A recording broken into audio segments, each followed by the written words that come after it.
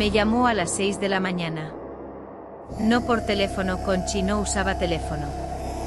Envió a Jones, que golpeó mi puerta con la urgencia de alguien acostumbrado a que las cosas importantes sucedan al amanecer. Mi abuela quiere verte. Ahora. La cocina de Conchi olía diferente esa mañana. No a café ni a chistorra. Olía a algo herbal, vegetal, antiguo, una mezcla de romero silvestre y tierra mojada que reconocí como el olor de berroscoberro. Conchi estaba sentada en su silla de siempre, pero había algo diferente en su postura. Más erguida. Más formal. Como si se hubiera preparado para una ceremonia. Sobre la mesa había un objeto que no había visto antes, un paño de lino bordado, doblado con cuidado, del tamaño de un libro pequeño. Los bordados eran geométricos, espirales y líneas que no parecían decorativas sino funcionales, como un mapa visto desde arriba. Conchi me miró. Esta vez no con la intensidad evaluadora de nuestro primer encuentro. Con algo más suave. Más triste. Más definitivo. Siéntate, dijo en castellano. Voy a contarte una historia que mi madre me contó cuando tenía 15 años. Y su madre se la contó a ella. Y la madre de su madre antes. Hasta donde la memoria llega, esta historia se ha contado siempre en esta cocina, de madre a hija, en la noche del primer invierno después de que la hija cumpla 15 años. ¿Por qué me la cuentas a mí? Yo no soy tu hija.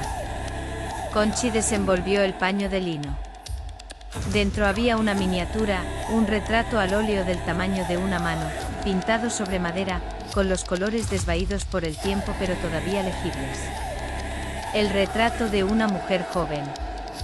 Pelo oscuro recogido, ojos negros, mandíbula fuerte, boca con una expresión que oscilaba entre la determinación y la pena. Me miró a mí. Me miró a ella. A mí. A ella. Dime que no ves lo que yo veo, dijo. Lo veía. Los ojos eran los míos. La mandíbula era la mía. La boca era la mía.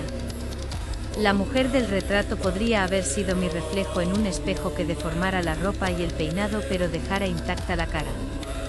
¿Quién es? María de Simildegui. Quemada en Logroño el 7 de noviembre de 1610. Tenía 27 años. Era la mejor de nosotras. Conchi tomó aire. Y empezó a contar. Lo que Conchi me contó no está en ningún libro. No está en los archivos de la Inquisición ni en las actas del Tribunal de Logroño ni en las crónicas de Zugarramurdi. Está en la memoria de 3 familias que llevan 400 años transmitiéndola de voz a voz, sin escribir una palabra, porque escribir es dar forma y lo que tiene forma puede caer en manos equivocadas. Antes de los romanos, antes de los celtas, antes de cualquier pueblo con nombre, los que vivían en estas montañas descubrieron que la tierra hablaba. No con palabras humanas. Con vibraciones. Con presiones.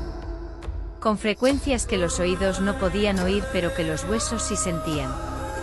Algo vivía debajo de los Pirineos, no un dios, no un demonio, no un espíritu. Algo anterior a esos conceptos.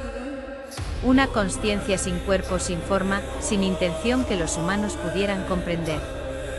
Algo que simplemente era, como es la gravedad o el calor. Una presencia geológica, tan vieja como la roca que la contenía. Los primeros habitantes no la adoraron. La escucharon. Y aprendieron a responder. La lengua que desarrollaron, la Otsak, no era un idioma de comunicación. Era un instrumento de equilibrio. La presencia emitía vibraciones. Las voces humanas emitían contravibraciones. Frecuencia contra frecuencia. Sonido contra sonido. Como un diapasón que cancela una resonancia peligrosa. Mientras las voces humanas respondieran al latido de la tierra, todo estaba en armonía. La presencia dormía. Las montañas permanecían quietas. El aquelarre no era una celebración. Era un acto de mantenimiento. Las guardianas, siempre mujeres, porque algo en la anatomía femenina del tracto vocal resonaba con las frecuencias necesarias, se reunían en Berroscoberro y recitaban la secuencia completa. 3 partes. 3 voces. Juntas las 3 formaban un acorde de contención que penetraba la tierra y devolvía a la presencia al sueño profundo. Necesita 3, dijo Conchi. Siempre 3. Una voz abre la puerta. 2 la entreabren. 3 la cierran. No lo decidimos nosotras. Es como funciona la acústica de lo que hay debajo. 3 frecuencias fundamentales que interfieren entre sí y crean un patrón de cancelación. Física pura. Las brujas de Zugarramurdi no hacían magia. Hacían acústica. Le pregunté qué pasaba si las 3 voces dejaban de recitar. La presencia sube. No de golpe. Despacio. Año a año. Generación a generación. Como agua que busca una grieta. Y cuando sube lo suficiente, Conchi abrió las manos. Un gesto que significaba todo. Los Pirineos se formaron por una colisión de placas que sigue activa. La presencia no es el fuego, la presencia es la tensión entre las placas. Si despierta, si se mueve, la tensión se libera. Y las montañas recuerdan que antes de ser piedra eran magma. Conchi desplegó el paño de lino sobre la mesa. Los bordados geométricos eran un árbol genealógico. 3 ramas principales, cada una con decenas de bifurcaciones, representando siglos de transmisión matrilineal. La rama de la izquierda era la de Conchi. La del centro, la de Miren, por matrimonio con el hermano de Conchi. La de la derecha, la de Anne. Pero la rama de Anne tenía una bifurcación adicional. Una línea que se separaba de las demás en un punto marcado con un símbolo que reconocí, una llama. 1610, el auto de fe. Anne venía de la línea de Graciana de Barrenechea, dijo Conchi. Otra de las quemadas. Pero había una cuarta línea. La más antigua. La más fuerte. La línea de María de Simildegui. Conchi siguió la cuarta línea con el dedo. Bajaba desde 1610, zigzagueando a través de los siglos, pasando de madre a hija. Hasta que en un punto que correspondía aproximadamente a los años 60 del siglo XX, la línea se cortaba. La madre de María transmitió la lengua a 2 hijas. Una murió en la hoguera. La otra sobrevivió porque Salazar detuvo el proceso. Esa línea continuó durante 400 años. Hasta... Conchi me miró. Hasta tu abuela. Que se la transmitió a tu tía Maite. Y Maite murió a los 15 años, en su primera noche en Berroscoberro. Nadie sabe qué pasó. Las otras guardianas la encontraron al amanecer como encontramos a Anne. La presencia la rechazó. O la aceptó demasiado. No lo sabemos. Y mi madre... Tu madre vio morir a su hermana. Tenía 13 años. No quiso aprender la lengua. Se fue del pueblo a los 18. Se fue para no volver. Se llevó el secreto consigo, no el secreto de la lengua, sino el de la muerte de Maite. Y cortó la línea. El retrato de María de Simildegui me miraba desde la mesa. Mis ojos. Mi mandíbula. Mi boca. Pero la sangre no olvida, dijo Conchi. Tu madre cortó la transmisión. No pudo cortar la herencia. La lengua está en ti, Amaya. Por eso la hablas dormida. Por eso tu boca forma las palabras sin que tu cerebro se lo ordene. Por eso la cueva te respondió. Por eso el prado te dejó sentir el pulso. Por eso me mirabas así el primer día. Te miré porque vi a María. 400 años después, María volvió a Zugarramurdi. Esa tarde Conchi me enseñó la primera parte de la secuencia. Nos sentamos en el suelo de su cocina, el suelo, no las sillas, porque Conchi dijo que para la Otsak hay que estar en contacto con el suelo. La piedra. La tierra debajo de la piedra. La cadena ininterrumpida de materia que conecta la superficie con lo que hay debajo. Conchi cantó. No habló, cantó. La diferencia era fundamental. La Otsak no se pronuncia como un idioma normal. Se entona. Cada fonema tiene una frecuencia precisa, y la frecuencia importa tanto como el significado. Decir la palabra correcta con la frecuencia incorrecta es como tocar la nota correcta en la octava equivocada, cambia todo. Me enseñó la primera frase. La repitió. La repitió. La repitió. Yo la imitaba. Y aquí pasó algo que me aterró más que cualquier murmullo nocturno. La pronuncié perfecta a la segunda repetición. No a la décima. No a la centésima. A la segunda. Mi garganta encontró la frecuencia como quien encuentra un interruptor en la oscuridad, a tientas, pero con una seguridad muscular que no venía de la práctica sino de algo más profundo. Mis cuerdas vocales se ajustaron solas. Mi diafragma calibró la presión exacta. Los armónicos brotaron de mi pecho como si hubieran estado encerrados ahí, esperando, durante 36 años. Conchi dejó de cantar. Me miró. Y por primera vez, la vi sonreír. La sangre de María, dijo. 400 años y sigue afinada. Practicamos durante 3 horas. Conchi me enseñó su parte de la secuencia, la primera de las 3, la que había recitado durante 67 años. Las palabras entraban en mí como agua en tierra seca, sin resistencia, sin esfuerzo, llenando espacios que no sabía que estuvieran vacíos. Éramos 2. Insuficiente para el mantenimiento completo. Pero Conchi dijo que era suficiente para cerrar la puerta a medias. Para frenar lo que Annie había acelerado. Necesitamos una tercera, dije. Lo sé, dijo Conchi. Pero eso vendrá después.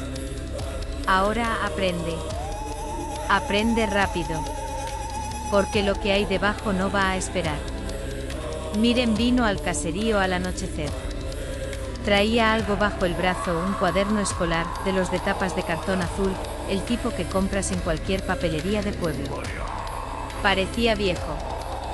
Las esquinas estaban dobladas y la portada tenía manchas de humedad. Se lo dio a Conchi. Conchi lo abrió. Y la sonrisa que había tenido esa tarde mientras me enseñaba la secuencia desapareció de su cara como si alguien la hubiera borrado con la mano. El cuaderno estaba lleno de anotaciones. Páginas y páginas de símbolos, no el alfabeto latino, no el alfabeto fonético internacional, sino un sistema de notación que Miren había inventado. Líneas verticales para las consonantes. Curvas para las vocales. Puntos para las vibraciones subglotales. Flechas para la dirección. Un sistema completo, meticuloso, exhaustivo, para representar por escrito una lengua que nunca debía ser escrita. Conchi levantó la vista del cuaderno. Miró a Miren con una furia helada, silenciosa, más terrible que cualquier grito. ¿Cuánto tiempo?, preguntó. 20 años, dijo Miren. Lloraba, pero no se disculpaba. No podía soportar la idea de que muriera sin dejar rastro. De que 400 años de custodia desaparecieran porque ninguna de nuestras hijas quiso aprender. De que todo esto, señaló la cocina, el pueblo, la montaña, se convirtiera en un secreto que ya nadie sabe. Las reglas, dijo Conchi. Una sola regla. Una sola. No se escribe. Nunca se escribe. Las reglas las hicieron mujeres que tenían hijas, dijo Miren, y su voz se rompió. Yo no tengo hijas que quieran aprender. Anne no tenía hijas. Tú tienes a Jones, es hombre y no puede pronunciar los armónicos. La cadena se muere, Conchi. ¿De qué sirve una regla que protege algo que va a desaparecer de todas formas? Tomé el cuaderno. Lo examiné. Y vi algo que me detuvo el corazón. Los símbolos que Miren había inventado, su sistema de notación personal, desarrollado en soledad durante 20 años, eran casi idénticos a los que el inquisidor había usado en su transcripción de 1610. No exactamente iguales. Pero la lógica subyacente era la misma, las mismas categorías, las mismas distinciones, los mismos principios de representación. Dos personas separadas por 400 años habían llegado independientemente al mismo sistema para escribir la Otsak. Como si la lengua tuviera una forma natural de ser escrita. Como si quisiera ser escrita. Como si empujara a quienes la conocían hacia la transcripción, hacia el registro, hacia la forma permanente. Y eso era exactamente lo que las guardianas habían intentado evitar durante 4 siglos. Porque lo que se escribe se lee. Y lo que se lee se pronuncia. Y lo que se pronuncia sin las 3 voces, sin el ritual, sin la comprensión de lo que se está haciendo. La lengua quiere ser escrita, dije en voz alta, mirando el cuaderno y la transcripción del inquisidor, los dos sistemas convergiendo hacia la misma forma como dos ríos que buscan el mismo mar. Empuja a la gente hacia la escritura. Conchi me quitó el cuaderno de las manos. Por eso, dijo, no se escribe. Pero el cuaderno existía. Y la transcripción del inquisidor existía. Y mis grabaciones existían. Y la lengua dentro de mí crecía cada noche, construyendo frases más largas, más complejas, más urgentes. Lo que no sabía, lo que descubriría demasiado tarde, era que había alguien más que lo tenía todo junto. Alguien que llevaba años reuniendo las piezas, la transcripción de Logroño, las grabaciones de Anne, las notas de Miren, mis propios espectrogramas. Alguien que no quería proteger el silencio. Alguien que quería romperlo.